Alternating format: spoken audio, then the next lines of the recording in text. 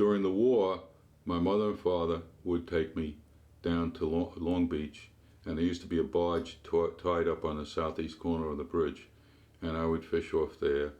Took me to Sag Harbor. I fished for flounder under the Sag Harbor Bridge, and also fished off the 3 Mile Jetty because my grandfather lived in East Hampton. So the interest in fishing was there.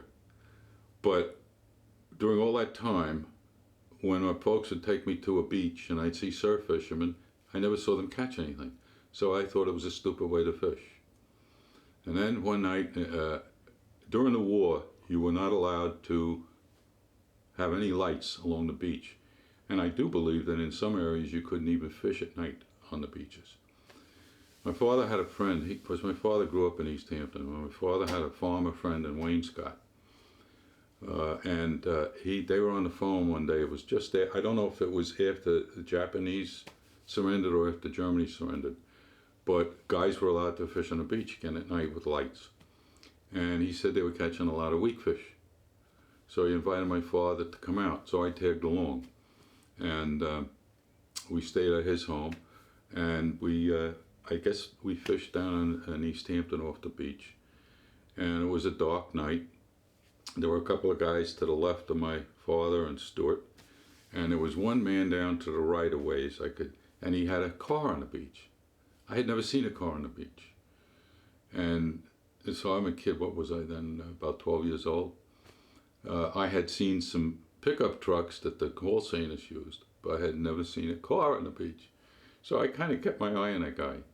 And meanwhile, they were catching a couple of weakfish. And the guy, I think, was leaning up against the truck and didn't move around much. And then all of a sudden I noticed he was moving. And he moved down off the slope of the beach, down the slope of the beach, and doing a lot of movement. And then the next thing I know, he backed up, and I figured he must have caught a fish. So out of curiosity, I went down. And he had the light on the fish. He was unhooking it. And I took a look at it, and it was the largest, handsomest fish I'd ever seen. And it was a striped bass. Later, my father told me it was about 25 pounds. That was it. And so surf fishing became my thing. And then my father would take me down at Park and Field 9 at Jones Beach to try to learn, so I could learn how. We were using revolving spools then. And after, I guess, some hairy instances where I had tremendous backlashes, I finally learned how to handle the reel. And then I started surf fishing on my own in, I guess, 51. The first fish I ever caught was I used to go with two high school buddies. The one guy had a driver's license at the time. We'd go down to Point Lookout. We would park in there was a little eatery right on Leader Boulevard. It was named Bambi's, and you could park in there for 50 cents, leave your car there. And we would walk down to the end of the jetty and fish along the jetty, Point Lookout. And I got one 3-pound bluefish, about 3 pounds. So that was my first fish. And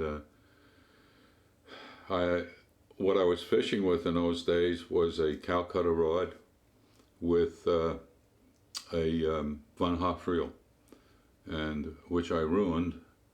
One day I was at Long Beach up on the boardwalk, and I saw birds working off one of the jetties, one of those little rocky jetties they had there in those days. And I ran back to the car, got my rod, went down, and I had read a book by O.H. Rodman, in which he said bluefish like lures reeled fast, tins. And I had made several casts and a normal reel, and I didn't get a hit. So then I decided to make a cast and do what he said. Start reeling before the tin hits the water. Well, my little Vom Hoff, I didn't realize I stripped the gears on the first cast.